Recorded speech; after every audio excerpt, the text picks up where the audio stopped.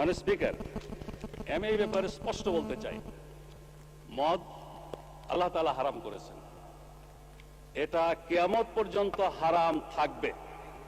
সারা দুনিয়ার সকল মানুষও যদি জায়েজ বলে, হালাল বলে, তবুও এটা হারাম থাকবে। আল্লাহ, রসুল এবং আখিরাতের প্রতি, কোরআনের প্রতি যারা ঈমান পোষণ করে তাদের কাছে মদের দাম কমানো বাড়ানো অথবা শুল্কের হ্রাস বৃদ্ধি তাদের কাছে কোনো ব্যাপারই নয়। মাংনাও যদি দেওয়া হয়, মদের ফ্যাক্টরির মধ্যে যদি বদ্ধ দরজা জানালার মধ্যে তাদের রাখা হয়, তবুও তারা আল্লাহর ভয়ে মদ স্পর্শ করবে না। মানে স্পিকার, আমি তাদের উদ্দেশ্যে বলতে চাই, তারা যদি সত্যি এটা নিয়ে রাজনীতি না করতে চান, আন্তরিকভাবে মদ বন্ধ হোক এটা চান, তাহলে মদ বন্ধ তো ইসলামী অনুশাসন পুরোপুরি চালু ছাড়া হতে পারে না। ইসলামী রাষ্ট্র ব্যবস্থা, সমাজ ব্যবস্থা, শিক্ষা ব্যবস্থা চালু হওয়া ছাড়া হতে পারে না। অথচ ওনারা তো ইসলামী অনুশাসন কায়েমের আন্দোলনকে বলেন মৌলবাদ, বলেন সাম্প্রদায়িকতা, বলেন ধর্মান্ধতা। যতদিন তারা ইসলামী রাষ্ট্র ব্যবস্থা, সমাজ ব্যবস্থার আন্দোলনকে মৌলবাদ, সাম্প্রদায়িকতা, ধর্মান্ধতা বলা বন্ধ না করছেন, ততদিন মদের ব্যাপারে তাদের কোনো প্রশ্ন তোলার অধিকার নাই। মানে স্পিকার, আমি স্পষ্ট বলতে চাই, মদ শুধু ইসলামী নিষিদ্ধ নয়, সকল ধর্মের দৃষ্টিতেই এটা একটা ক্ষতিকর জিনিস। ধর্মকর্ম যারা মানে না তাদের দৃষ্টিতে এটা ক্ষতিকর জিনিস।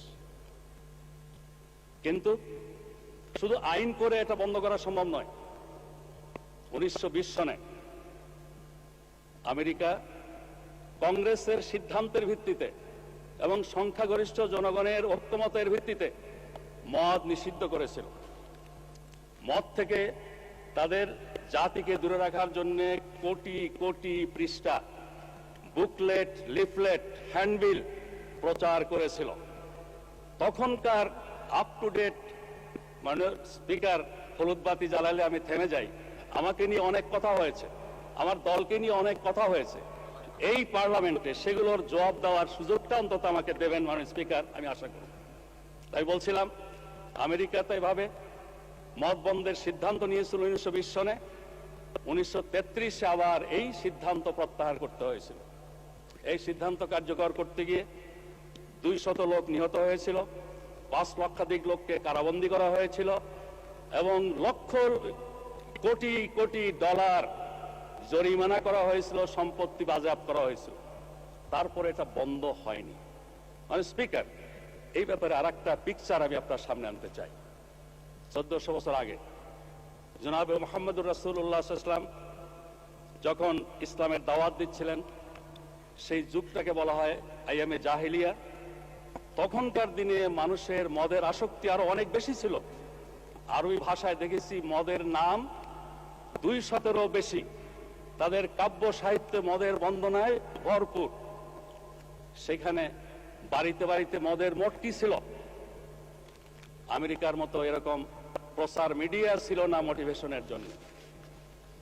কিন্তু ইমানি শক্তি, আল্লাহ, রসুল, আখিরাতের প্রতি বিশ্বাস এমন একটা শক্তি, এই শক্তির বলে সেদিন পর্যায়ক্রমে মানুষকে তৈরি করে নিয়ে যে মদ নিষিদ্ধ করা হয়েছিল, আজকেও মুসলিম বিশ্বের সংখ্যাগরিষ্ঠ মানুষ আইনের কারণে নয়, আল্লাহর ভয়ে মদ থেকে দূরে থাকে। ঘটনাটি একটু আপনাকে বলি। মানে স্পিকার, ইমানের দাওয়াতের পর স্বাভাবিকভাবেই মানুষের মনে প্রশ্ন জাগলো, আমরা আল্লাহ, রসুল, আখিরাতে বিশ্বাসী, আল্লাহ এবং রসুলের হুকুম মানি, এই মদের ব্যাপারে আল্লাহ এবং রসুলের হুকুমটা কি? তারা প্রশ্ন করল। আল্লাহ বলছেন, ইয়াসআলুনাকা আনিল খামরি ওয়াল মাইসির কুল ফীহিমা ইসমুন কাবীর ওয়া মানাফিউল লিন-নাস ওয়া ইসমুহুমা আকবারু মিন নাফইহিমা। তোমাকে প্রশ্ন করে এরা মদ এবং জুয়া সম্পর্কে। বলে দাও হে মুহাম্মদ, এর মধ্যে সাংঘাতিক ক্ষতিকর দিক আছে, আবার কিছু কিছু উপকারিতাও আছে। তবে উপকারিতার পরিমাণটা অনেক বেশি। এটার ফলেই অনেকে অপকারিতার পরিমাণ অনেক বেশি, ক্ষতির পরিমাণ অনেক বেশি।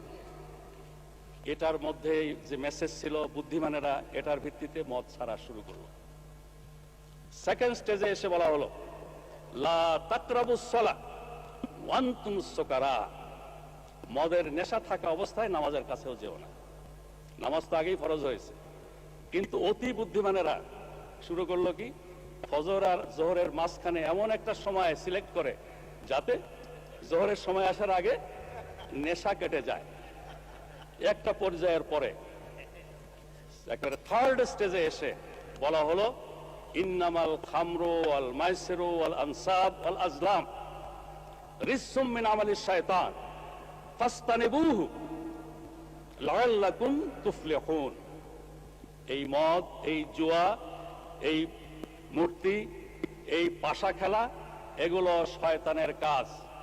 তোমরা এগুলো বর্জন করো, এগুলো থেকে বিরত হও, যাতে করে তোমরা সফল কাম হতে পারো। এই অ্যানাউন্সমেন্টের সাথে সাথে মদের পেয়ালা কারো মুখের কাছে ছিল, ফেলে দিয়েছে। কেউ খাওয়ার পরে মুখে আঙুল দিয়ে বমি করে দিয়েছে। বাড়িতে যেই সঞ্চয় ছিল এগুলো সব মটকি টটকি ভেঙে দিয়েছে, মদের স্রোত বয়ে গেছে। এরপরে আর এই মদকে আজ পর্যন্ত হালাল করার কোনো প্রয়োজন হয়নি।